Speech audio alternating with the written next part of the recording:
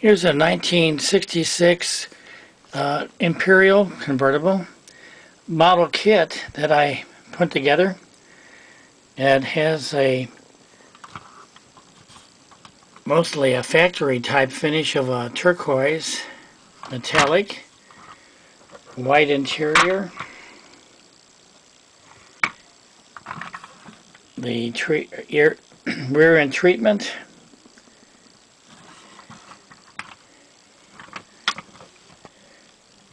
Full wheel covers.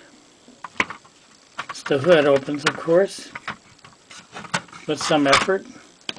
Shows the engine compartment, the engine. Here's the front end.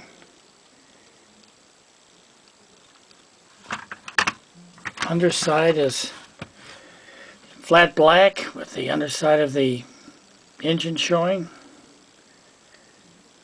The exhaust system, gas tank, differential. The wheels roll smoothly.